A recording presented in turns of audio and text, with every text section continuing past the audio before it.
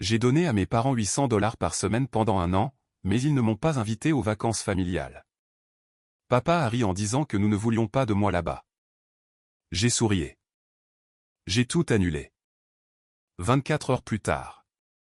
Ils ont supplié. Je m'appelle Nathalie Brox. J'ai 29 ans et pendant 52 semaines consécutives, j'ai envoyé 800 $ à mes parents tous les vendredis. Je travaillais par quart de 10 heures à réparer des systèmes de navigation et de l'électronique marine dans un chantier naval à Norfolk, en Virginie, pendant qu'ils me disaient qu'ils étaient à une urgence près de perdre leur maison. J'ai payé parce que je les croyais. Puis, pendant le dîner du dimanche, mon père a annoncé que la famille partait pour des vacances de luxe à Key West. J'ai attendu qu'il mentionne mon billet. Il ne l'a jamais fait.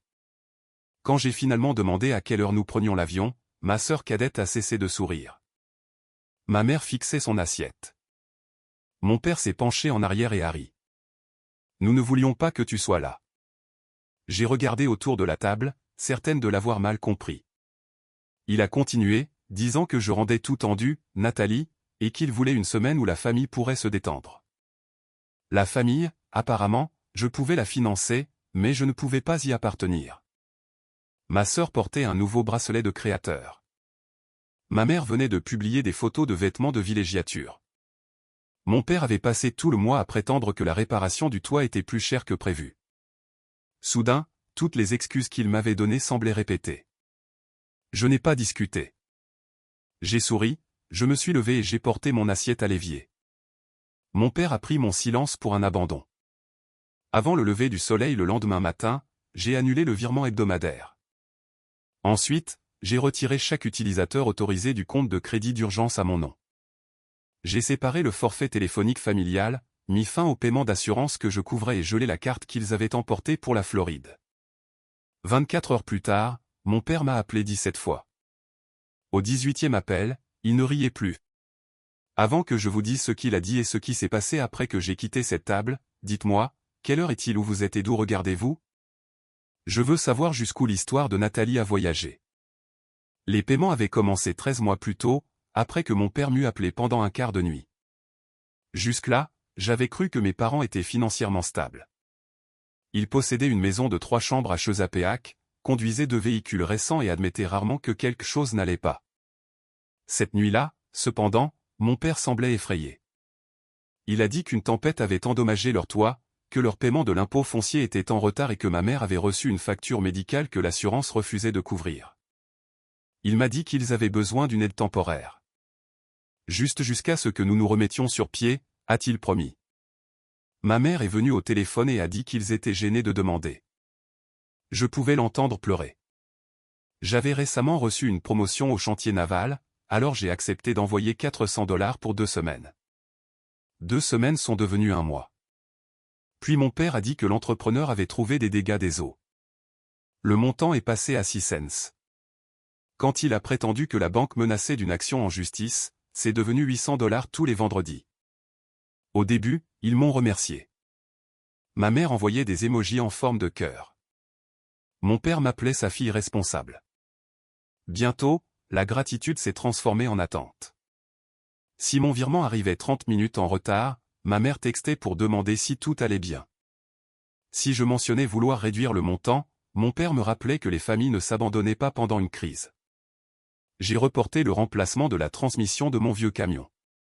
J'ai refusé un programme de formation à Baltimore car cela aurait nécessité des frais de déménagement. J'ai arrêté de voir des amis pour dîner et j'ai pris des quarts de travail supplémentaires le week-end.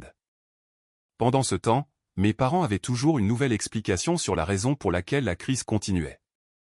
Une fuite de plomberie, une pénalité fiscale, une ordonnance, une réparation électrique, une prime d'assurance plus élevée. Chaque problème semblait urgent, mais aucun n'était accompagné d'une facture. Chaque fois que je demandais à voir des papiers, mon père se vexait. « Soit tu nous fais confiance, soit tu ne nous fais pas confiance », me disait-il. La confiance est devenue l'arme qui m'empêchait de poser la question évidente, où allait tout l'argent? Ma sœur cadette, Emma Brox, avait 24 ans et avait récemment décidé de devenir créatrice de contenu de style de vie à plein temps. Nos parents présentaient son travail comme une entreprise prometteuse. Bien que la plupart de ses vidéos impliquent des restaurants chers, des produits de beauté, des voyages de week-end et des conseils sur la vie sans limite, je regardais rarement son contenu car chaque vidéo me mettait mal à l'aise. Elle parlait comme si elle avait bâti sa vie grâce à la discipline, mais elle n'avait jamais payé de loyer dans la maison de nos parents. Elle conduisait un VUS de luxe blanc malgré l'absence de revenus fiables. Quand j'ai demandé une fois comment elle se le permettait, ma mère a dit qu'un partenariat de marque couvrait le paiement. J'ai accepté cette réponse parce que je voulais croire qu'Emma devenait enfin indépendante. 3 semaines avant l'annonce des vacances, mon père a appelé pour dire que l'entrepreneur du toit avait besoin d'un autre acompte. Il avait l'air épuisé. J'ai envoyé $2000 supplémentaires de mes économies.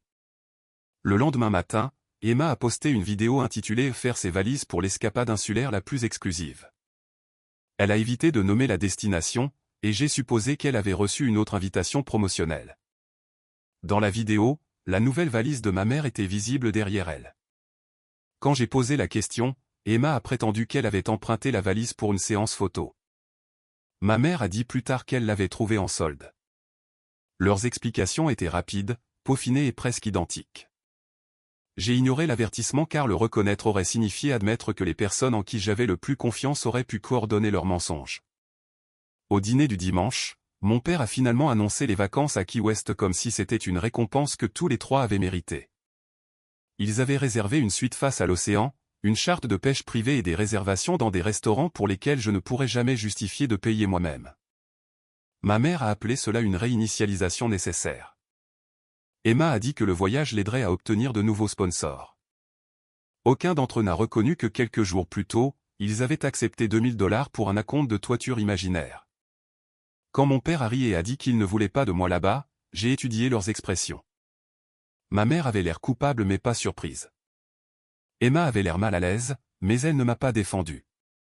C'est ainsi que j'ai su que l'exclusion n'était pas un malentendu. Ils en avaient discuté. Ils l'avaient planifié. Ils avaient décidé que mon argent appartenait à la famille, alors que moi non. Je suis parti avant le dessert et j'ai conduit directement à mon appartement. Au lieu de pleurer, j'ai ouvert mon ordinateur portable. J'ai examiné 52 virements hebdomadaires, des paiements d'urgence supplémentaires et des factures que j'avais couvertes directement. Le total était de $47,600. Cela n'incluait pas le forfait téléphonique, l'assurance auto, l'unité de stockage, les services de streaming et la carte de crédit d'urgence connectée à mon compte. J'ai cliqué sur l'activité de la carte. Un débit d'un complexe hôtelier en bord de mer à Key West est apparu en haut de la page. En dessous se trouvaient des paiements à un concessionnaire de voitures de luxe, une boutique de créateurs et une agence de voyage. La carte avait été créée pour de véritables urgences avec mes parents répertoriés comme utilisateurs autorisés. Ils n'avaient pas volé mon identité. Ils avaient fait quelque chose de plus calculé. Ils m'avaient convaincu de donner la permission, puis avaient utilisé ma confiance contre moi. À minuit, j'ai compris pourquoi la crise ne finissait jamais. Mon soutien ne les maintenait pas à flot. Ils finançaient l'illusion qu'ils étaient riches. Je n'ai pas agi impulsivement. Avant de toucher à un quelconque compte, j'ai téléchargé chaque relevé, confirmation de virement et message dans lequel mes parents décrivaient comment l'argent serait utilisé. J'ai créé des dossiers séparés pour le toit, les impôts fonciers, les frais médicaux, l'assurance et les urgences domestiques. Le schéma est devenu indéniable. Chaque fois que je transférais de l'argent pour une crise spécifique, un montant similaire était dépensé pour quelque chose sans rapport. Les $1 200 supposément nécessaires pour les impôts fonciers correspondaient à l'acompte sur le VUS d'Emma.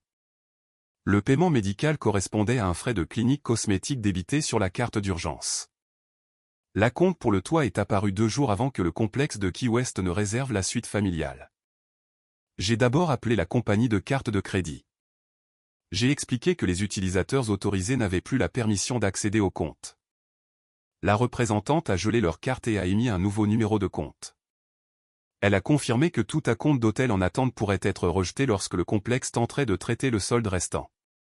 Ensuite, je me suis connecté à ma banque et j'ai annulé le virement hebdomadaire automatique de $800. Je me suis retiré du forfait téléphonique partagé et j'ai programmé la libération des autres lignes à leurs utilisateurs individuels. J'ai appelé l'assureur et j'ai retiré mon mode de paiement de la police de véhicule de mes parents. Je n'ai pas annulé leur couverture légale. J'ai simplement arrêté de payer la prime avec mon compte bancaire. J'ai annulé l'unité de stockage qu'ils m'avaient demandé de louer à mon nom, en leur donnant le préavis requis pour récupérer leurs affaires. J'ai retiré ma carte de tous les comptes de services publics et d'abonnements qu'ils m'avaient progressivement persuadé de couvrir. Finalement, j'ai envoyé un courriel à mon père avec une liste des changements. Le message ne contenait ni insultes ni menaces. Il disait qu'à compter de maintenant, je ne financerai plus les dépenses du ménage, les achats personnels ou les voyages pour aucun membre de la famille. Tous les services actuellement facturés à mon nom doivent être transférés à la personne qui les utilise. Ne faites plus de frais en mon nom. Puis j'ai bloqué leur numéro pour la nuit et je suis allé dormir. À 6h14 le lendemain matin, je me suis réveillé avec 19 messages vocaux. Ma mère disait qu'il devait y avoir une erreur car son téléphone avait cessé de fonctionner en dehors de leur Wi-Fi domestique. Emma exigeait de savoir pourquoi sa carte était refusée dans un salon de beauté. Mon père a commencé par la colère. À son 8e message, la colère s'était transformée en panique. Le complexe dit qu'ils ont besoin d'une autre carte avant 15h cet après-midi, a-t-il dit. Appelle-moi immédiatement. Il n'a pas demandé si j'étais blessé. Il ne s'est pas excusé de m'avoir exclu. Sa première préoccupation était de préserver les vacances. J'ai écouté chaque message vocal une fois et je les ai sauvegardés. À 8h30, j'ai débloqué son numéro et j'ai appelé. Il a répondu avant la fin de la première sonnerie. Règle le problème de la carte, a-t-il ordonné. Non, ai-je dit. Il y a eu un bref silence comme si le mot était arrivé dans une langue qu'il ne comprenait pas. Il m'a accusé de l'humilier devant le personnel du complexe. Il a dit que la charte de pêche avait déjà été réservée et que les billets d'avion n'étaient pas remboursables. Je lui ai rappelé qu'il m'avait dit que je ne faisais pas partie du voyage. Tu as été clair, ai-je dit. Donc, tes vacances ne sont plus à ma charge. Ma mère a pris le téléphone et a commencé à pleurer. Elle a dit qu'ils étaient déjà arrivés à l'aéroport et ne pouvaient pas se permettre de perdre l'argent. J'ai demandé combien de leur propre argent ils avaient contribué. Elle a évité la question. Emma est alors intervenue. Elle a prétendu que le voyage était en partie pour le travail et a dit que l'annulation de la carte pourrait nuire à sa carrière. J'ai demandé si sa carrière dépendait de facturer secrètement des dépenses sur le compte d'urgence de sa sœur. Elle a murmuré que papa avait dit que je savais. Cette phrase comptait. C'était la première fissure dans leur histoire unie.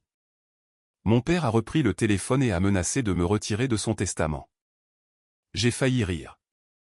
L'homme qui avait besoin de $800 par semaine me menaçait d'un héritage qui n'existait probablement pas. Fais ce que tu penses être juste, ai-je dit. Mais rien ne change tant que je n'ai pas reçu chaque facture, chaque relevé de prêt et une explication complète de l'endroit où mon argent est allé. Il m'a traité de cruel. J'ai répondu que la responsabilité semble cruelle quand on a bénéficié de l'absence de limite de quelqu'un d'autre. Puis j'ai mis fin à l'appel. Cet après-midi-là, le complexe a annulé leur suite face à l'océan parce que le paiement final a échoué. Ils pouvaient toujours voyager, mais ils devraient utiliser leurs propres fonds pour réserver une autre chambre. Au lieu de cela, ils sont rentrés chez eux. Emma a posté un message vague sur une urgence familiale inattendue. Ma mère a dit à des parents que j'avais détruit des vacances uniques dans une vie pour un petit malentendu. Mon père a dit à mon oncle que j'étais instable et que j'étais devenu obsédé par le contrôle de la famille. Il s'attendait à ce que la honte me fasse revenir. Pendant des années, cela aurait fonctionné. Cette fois, j'ai envoyé à mon oncle le message dans lequel mon père demandait $2000 pour le toit, suivi du débit du complexe hôtelier effectué le lendemain. Je ne lui ai pas demandé de prendre parti. J'ai simplement écrit, voici le malentendu auquel ils font référence. Le soir même, 3 parents m'avaient contacté en privé. Chacun a révélé que mes parents leur avaient également emprunté de l'argent. Mon père avait dit à une tante qu'il avait besoin de fonds pour l'opération de ma mère. Il avait dit à mon grand-père qu'Emma risquait de perdre sa bourse d'études. Aucune des deux histoires n'était vraie. Les vacances n'étaient plus la seule trahison. C'était simplement l'achat qui exposait un système de mensonges. 4 jours plus tard, ma mère s'est présentée à mon appartement sans prévenir. Elle avait l'air épuisée et portait un dossier. Elle a dit que mon père voulait une réunion de famille le samedi. Il pense que nous pouvons résoudre cela en privé, m'a-t-elle dit. J'ai demandé si résoudre cela en privé signifiait que je recommencerais à payer leurs factures pendant qu'ils continueraient à dire aux parents que j'étais instable. Elle a baissé les yeux. Il est en colère, a-t-elle dit, comme si sa colère était une catastrophe naturelle que tout le monde devait accommoder. J'ai accepté d'y assister à 3 conditions. Mon oncle Robert serait présent. La conversation serait enregistrée et tous les documents financiers liés à mon argent seraient placés sur la table. Ma mère a hésité, puis a dit oui. Le samedi, je suis arrivé avec mon ordinateur portable, des relevés imprimés et un petit enregistreur numérique. Mon père, Richard Brox, était assis en bout de table. Ma mère Diane était assise à côté de lui. Emma était en face d'eux, regardant son téléphone. Oncle Robert occupait la chaise la plus proche de la porte. Il avait travaillé dans la banque commerciale pendant plus de 20 ans, ce qui était exactement la raison pour laquelle mon père ne le voulait pas là. Richard a ouvert la réunion en disant que les familles devraient résoudre les désaccords avec compassion plutôt qu'avec des accusations. J'ai placé l'enregistreur au centre de la table et j'ai demandé si tout le monde consentait. Ils l'ont fait. Puis j'ai demandé à mon père d'expliquer l'urgence du toit. Il a poussé une estimation d'entrepreneur vers moi. Le document datait de 11 mois et la réparation estimée était de 4800 $. J'avais transféré plus de 12 000 $ spécifiquement pour le toit. Oncle Robert a demandé une preuve qu'un entrepreneur avait été payé. Mon père n'en a produit aucune. Ma mère a prétendu que le projet avait été retardé. J'ai montré une photo qu'Emma avait postée depuis l'allée 3 mois plus tôt. Il n'y avait aucun dommage visible de la tempête, aucun matériau de construction et aucune équipe de réparation. Emma a dit que cela ne prouvait rien. J'étais d'accord. Puis j'ai affiché les registres de propriété du comté montrant qu'aucun permis n'avait jamais été délivré pour des travaux de toiture structurelle. Le visage de mon père s'est durci. « Alors maintenant tu nous enquêtes ?» a-t-il demandé. « Non, ai-je dit, je vérifie les urgences que vous avez utilisées pour collecter près de 50 000 $. Venaient ensuite les impôts fonciers. » Mon père avait prétendu qu'ils avaient des mois de retard, mais le site web du comté montrait que les impôts avaient été payés à temps à partir d'un compte séquestre rattaché à leur hypothèque. Les factures médicales étaient tout aussi trompeuses. Ma mère avait reçu un traitement, mais son solde restant était inférieur à 900 $, et non les 11 000 $ qu'ils avaient demandé sur plusieurs mois. Quand j'ai demandé où était passé le reste, elle a regardé Emma. Le visage d'Emma a changé. Pour la première fois, elle semblait effrayée plutôt qu'agacée. Mon père a dit que chaque parent avait le droit de décider comment l'argent du ménage était utilisé. Oncle Robert l'a interrompu. Ce n'est plus de l'argent du ménage quand vous l'obtenez par de fausses déclarations. Richard a frappé la table de sa main et a accusé Robert de monter sa fille contre lui. Robert a dit calmement qu'il ne m'avait pas parlé avant l'annulation des vacances. J'ai ouvert les relevés du compte d'urgence et j'ai surligné les débits. Les acomptes du VUS d'Emma, un forfait photographie, des vêtements de créateurs, des paiements mensuels à une société de conseil en médias sociaux, des factures de restaurant, un week-end à Miami, le complexe de Key West. Emma a murmuré qu'elle n'avait pas su que l'argent venait de moi. J'ai demandé qui elle pensait qui payait pour tout. Elle a dit que notre père lui avait dit qu'il avait reçu un règlement de retraite. Richard l'a interrompu, mais elle a continué.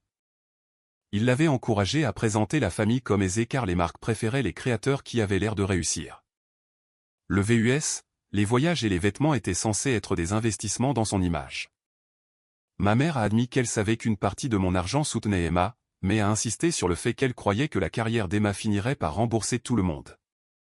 Est-ce que quelqu'un m'a demandé si je voulais investir dans sa carrière? Ai-je demandé? Personne n'a répondu. Mon père a finalement abandonné l'histoire des urgences. Il s'est penché en avant et a dit que je gagnais plus que ce dont j'avais besoin. Emma avait une opportunité. Nous avons alloué les ressources là où elles feraient la plus grande différence. La froideur de la déclaration a stupéfié même Emma.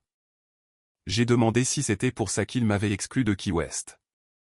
Richard a dit que ma présence aurait compliqué le contenu promotionnel d'Emma parce que je ne correspondais pas à l'image qu'il présentait.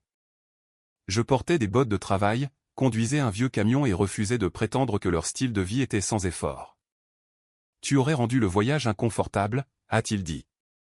Tu poses toujours des questions. Ma mère a commencé à pleurer, mais je me sentais étrangement calme. Le rejet n'était plus vague. Il m'avait réduite à une source d'argent et m'avait retiré de la photo parce que la travailleuse finançant le fantasme ne correspondait pas au fantasme lui-même. J'ai posé une dernière question. Si j'avais continué à payer et que je n'avais jamais découvert les frais de carte, combien de temps cela aurait-il duré? Mon père a croisé les bras. Jusqu'à ce que la famille soit stable. Tu veux dire jusqu'à ce qu'Emma devienne rentable? Ai-je demandé. Il n'a pas répondu. Oncle Robert a alors révélé quelque chose que je ne savais pas. Après avoir parlé à d'autres parents, il a appris que Richard avait emprunté au moins 32 000 $ à la famille élargie en utilisant différentes histoires d'urgence. Il avait également demandé un prêt sur valeur domiciliaire et avait inscrit le soutien financier projeté de ma part dans l'explication des revenus du ménage. Mon père a insisté sur le fait que c'était une planification familiale normale. Robert a dit qu'un prêteur pourrait le voir différemment, surtout si la demande contenait des informations inexactes. Richard s'est tourné vers moi. « Vas-tu dénoncer ton propre père ?» Sa voix était plus basse maintenant. Je lui ai dit que je corrigerais tout document qui utilisait mon nom, mes revenus ou mon engagement financier sans mon autorisation. Ce n'était pas de la vengeance. C'était de la protection. Il m'a traité d'ingrate. Je lui ai rappelé que je lui avais donné près de 50 000 $. Il a dit que les parents sacrifiaient bien plus que cela pour élever un enfant. Je l'ai regardé droit dans les yeux et j'ai dit que la parentalité n'est pas un prêt que l'on perçoit avec intérêt de l'enfant que l'on aime le moins. La pièce est devenue silencieuse. Emma a commencé à pleurer. Ma mère a supplié tout le monde d'arrêter. Mon père s'est levé et a montré la porte. « Si tu sors maintenant, ne reviens pas, » a-t-il dit. J'ai rassemblé mes documents. « Tu m'as déjà laissé en dehors de la famille, » ai-je répondu. Je refuse simplement de continuer à payer l'entrée. Avant de partir, j'ai remis à chaque personne un avis écrit déclarant qu'il n'avait aucune autorité pour utiliser mes comptes, mes revenus ou mon identité pour toute demande, contrat ou achat. 24 heures plus tard, le prêteur sur valeur domiciliaire m'a appelé. Mon père m'avait inscrite comme contributrice engagée au ménage. J'ai dit la vérité. Je n'avais jamais accepté de soutenir le prêt. La demande a été suspendue pour examen. C'est à ce moment que la structure financière que mes parents avaient bâtie autour de mon obéissance a finalement commencé à s'effondrer. Une semaine après la réunion, je suis resté tard au chantier naval pour finir de tester une console de navigation. En cherchant un adaptateur de câble, j'ai ouvert une vieille boîte à outils rouge qui avait appartenu au technicien qui m'avait formé. À l'intérieur se trouvait une règle en métal rayée identique à celle que j'avais reçue à un concours d'ingénierie scolaire quand j'avais 14 ans. Sa vue a ramené un souvenir avec plus de force que n'importe quelle photographie. J'avais remporté la première place pour la construction d'une petite pompe à eau à énergie solaire. Mon professeur avait exhorté mes parents à assister à la cérémonie de remise des prix. Mon père avait promis qu'il serait là. Je me tenais sur scène, tenant le trophée, cherchant dans la dernière rangée jusqu'à ce que la salle se vide. Quand je suis rentré à la maison, l'allée était bondée de ballons parce qu'Emma avait été sélectionnée pour un récital de danse pour enfants. Mes parents avaient oublié ma cérémonie, mais avaient engagé un photographe pour la sienne. Je me souviens avoir caché le trophée dans un placard parce que l'exposé me donnait l'impression de les supplier de s'en soucier. Des années plus tard, quand j'ai obtenu ma certification en électronique marine, ma mère m'a félicité en me demandant si le nouveau salaire signifiait que je pouvais aider Emma à acheter un meilleur ordinateur portable. Les souvenirs ne sont pas arrivés comme une liste de griefs. Ils se sont connectés comme les pièces d'une même machine. Chaque réussite que j'obtenais devenait une ressource pour quelqu'un d'autre. Chaque démonstration de force devenait la preuve que j'avais besoin de moins d'amour. Ma famille n'ignorait pas mes besoins parce que je n'en avais pas. Ils les ignoraient parce que j'avais appris à survivre sans demander. Emma, pendant ce temps, avait été entraînée à croire que l'attention apparaissait automatiquement et que les conséquences pouvaient m'être transférées. La prise de conscience a compliqué ma colère. Elle avait bénéficié du système, mais mes parents l'avaient conçu. Cela n'excusait pas ses choix en tant qu'adulte. Cela expliquait simplement pourquoi elle semblait sincèrement confuse lorsque le système a cessé de la protéger. J'ai ramené la règle en métal à la maison et l'ai placée sur mon bureau à côté du dossier contenant les preuves financières. Un objet représentait la fille qui continuait de prouver sa valeur. L'autre représentait la femme qui avait finalement cessé de soumettre des preuves à des personnes déterminées à la sous-évaluer. Cette nuit-là, ma mère a envoyé un courriel. Elle a écrit que le paiement du VUS était en retard, que le prêteur avait gelé la demande de prêt sur valeur domiciliaire et que les cartes de crédit de mon père étaient presque épuisées. Elle m'a demandé de recommencer à envoyer de l'argent pour un mois pendant qu'il se réorganisait. Il n'y avait aucune excuse dans le message. Il y avait seulement une version plus petite de la même demande. J'ai répondu avec les coordonnées d'un service de conseil en crédit à but non lucratif et une liste d'agences d'emploi locales. J'ai dit que je ne fournirais pas d'argent, ne cautionnerais pas de dette et ne restaurerais pas l'accès à mes comptes. Elle a répondu, « Comment peux-tu être si froide ?» J'ai regardé la règle rouge sur mon bureau et j'ai compris la réponse. Les limites semblent souvent froides aux personnes qui étaient maintenues à l'aise par votre manque de limites. Emma est arrivée à mon appartement 2 semaines plus tard. Elle ne portait pas de vêtements de créateur et le VUS blanc avait disparu. Elle a dit que le concessionnaire l'avait repris après 2 paiements manqués parce que le prêt était au nom de notre père et qu'il ne pouvait pas le refinancer. Elle a demandé si elle pouvait entrer. Je l'ai laissée entrer mais j'ai gardé la conversation près de la porte d'entrée. Emma s'est excusée pour Key West. Elle a admis qu'elle savait que je n'étais pas invité et qu'elle ne s'y était pas opposée parce que le voyage était censé produire du contenu pour un éventuel parrainage hôtelier. Elle a prétendu qu'elle ne comprenait pas combien d'argent j'avais contribué. J'ai demandé si elle s'était jamais demandé pourquoi nos parents, qui se décrivaient constamment comme fauchés, pouvaient se permettre ses vêtements, ses voyages et sa voiture. Elle a dit qu'elle avait cru à l'histoire de notre père sur un règlement de retraite parce que le croire était plus facile que de poser des questions. J'aimais cette vie, a-t-elle admis. Je ne voulais pas savoir ce qu'il y avait en dessous. C'était la première chose honnête qu'elle ait dite. Emma m'a alors dit que la situation s'était aggravée. Plusieurs marques avaient demandé la preuve que son voyage à Key West était confirmé car elle avait déjà promis du contenu promotionnel. Lorsque les vacances se sont effondrées, elle leur a dit qu'une urgence médicale familiale avait causé l'annulation. Une entreprise a découvert qu'elle avait utilisé la même explication d'urgence médicale après avoir annulé une campagne précédente. L'entreprise a résilié son contrat et a exigé le remboursement d'une avance. Un autre sponsor a suspendu son accord après que des parents ont commencé à remettre en question les fausses histoires de difficultés en ligne. Mon père a reproché à Emma de ne pas avoir réussi à transformer ses dépenses en une carrière rentable. Ma mère a reproché à mon père d'avoir emprunté à des parents. Emma leur a reproché à tous les deux d'avoir menti. La maison était devenue une dispute quotidienne. Elle a dit qu'elle voulait réparer notre relation. Puis elle a demandé si je pouvais lui prêter $6 000 pour rembourser l'avance de la marque avant que l'entreprise ne dépose une réclamation. Je l'ai regardée fixement. Elle a commencé à pleurer et a dit que la demande était différente parce qu'elle était honnête. L'honnêteté ne transforme pas mon argent en ta solution, ai-je dit. Emma a insisté sur le fait qu'elle me rembourserait une fois qu'elle aurait reconstruit sa plateforme. Je lui ai dit que c'était la même promesse que nos parents avaient utilisée. Soutiens-nous maintenant et un jour notre succès justifiera ton sacrifice. Elle m'a accusé de vouloir la voir échouer. J'ai répondu que je voulais qu'elle subisse les conséquences de décisions qui m'étaient toujours retombées dessus auparavant. Elle a dit que les sœurs étaient censées s'entraider. J'ai demandé où était cette croyance pendant le dîner des vacances. Elle n'avait pas de réponse. J'ai offert une autre forme d'aide. J'examinerai sa proposition de remboursement, l'aiderai à créer un budget réaliste et la présenterai à un ami qui travaillait dans le marketing de premier niveau. Je ne lui donnerai pas d'argent liquide. Emma a d'abord rejeté l'offre. Elle a dit qu'un travail régulier nuirait à l'image qu'elle avait mis des années à construire. Cette image est ce qui t'a nui, ai-je répondu. Elle est partie en colère. 3 jours plus tard, elle est revenue et a accepté le contact marketing. Cela aurait pu être le début d'un véritable changement. Mais mon père n'avait pas fini. Il a créé une longue publication sur les réseaux sociaux m'accusant d'abuser financièrement de mes parents âgés. Il a prétendu que j'avais promis un soutien à vie et que je l'avais retiré sans avertissement. Il s'est décrit, lui et ma mère, comme des victimes qui avaient tout sacrifié pour une fille ingrate. Il n'a pas mentionné les vacances, le VUS d'Emma ou les fausses déclarations d'urgence. La publication s'est répandue dans notre famille élargie et ma communauté de travail. Un collègue me l'a montré pendant le déjeuner. Pendant un instant, j'ai ressenti la vieille panique, l'instinct de rester silencieuse pour que la famille n'ait pas l'air mal.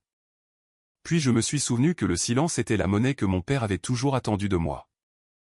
J'ai posté une seule réponse. Elle était brève, factuelle et étayée par des documents dont les informations privées avaient été supprimées. J'ai expliqué que j'avais volontairement fourni $800 par semaine pendant un an sur la base de déclarations concernant des dommages au toit, des impôts et des dettes médicales. J'ai inclus l'estimation de l'entrepreneur, le relevé fiscal du comté et le débit du complexe hôtelier.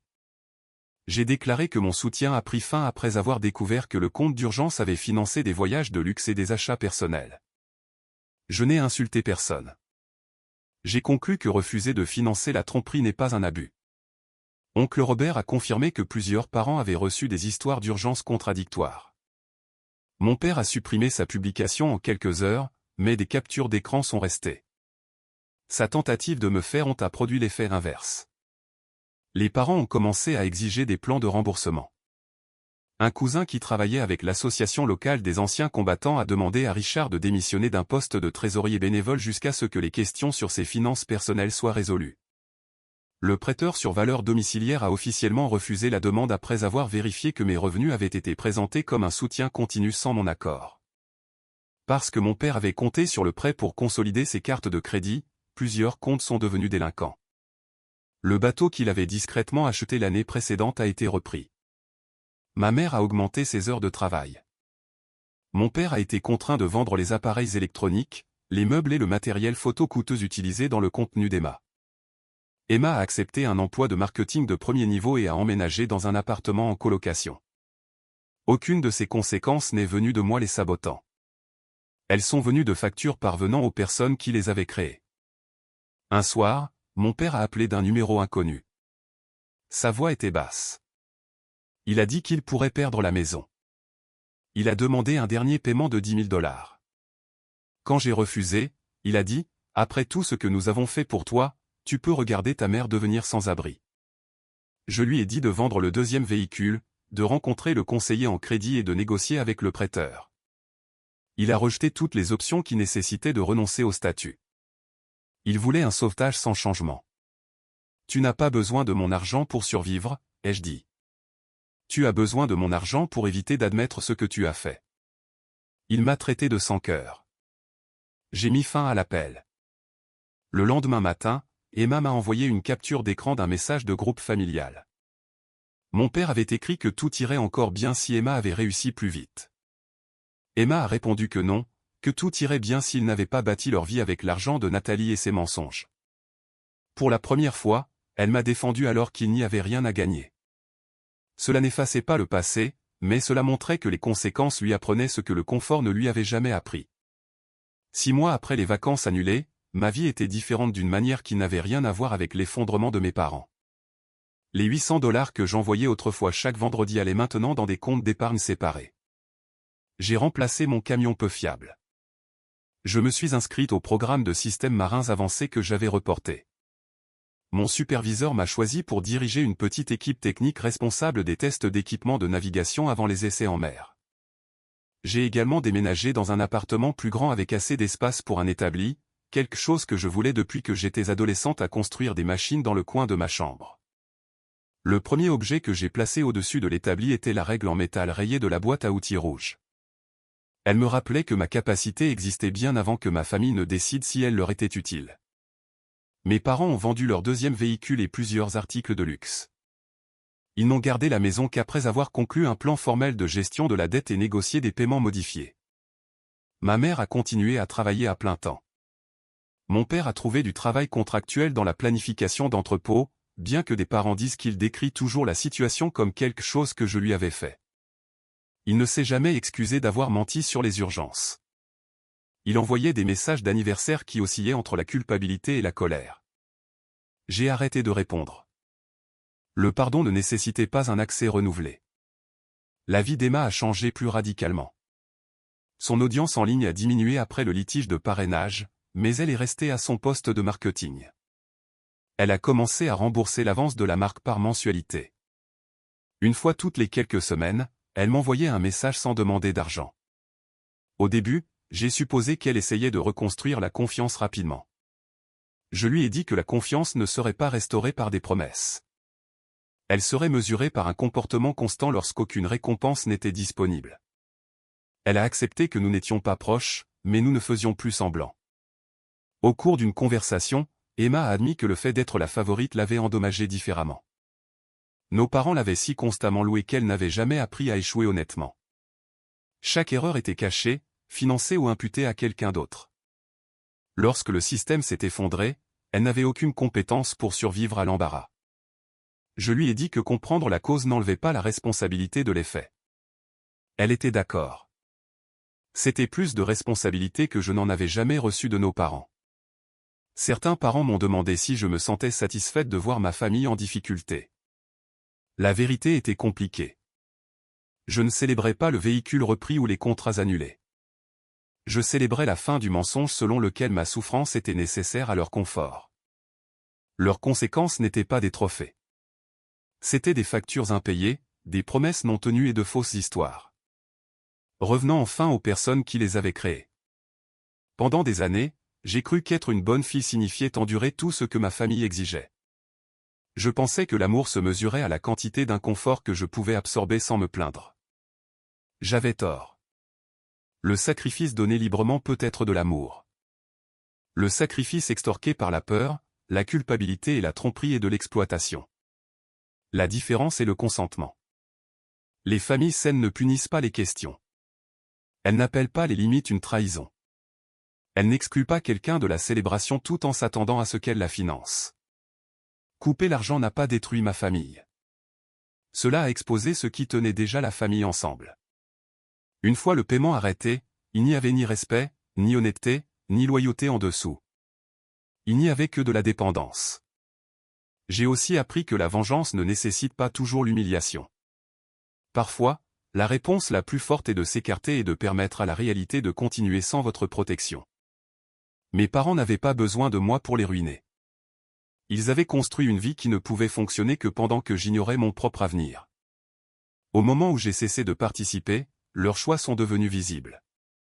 À l'anniversaire du dîner où mon père s'est moqué de moi, j'ai reçu un courriel du complexe de Key West annonçant un forfait vacances à prix réduit. Pendant quelques secondes, j'ai imaginé réserver le voyage seul. Puis j'ai fermé le message. Je n'avais plus besoin d'entrer dans les vacances dont ils m'avaient exclu. J'avais construit quelque chose de mieux, une vie où l'appartenance ne s'achetait pas. Ce soir-là, j'étais assise à mon établi à assembler un petit récepteur radio. Mon téléphone était silencieux. Mon compte d'épargne grossissait. Mon avenir ne dépendait plus de l'approbation de mes parents. J'ai pensé à la question que je m'étais posée après le dîner.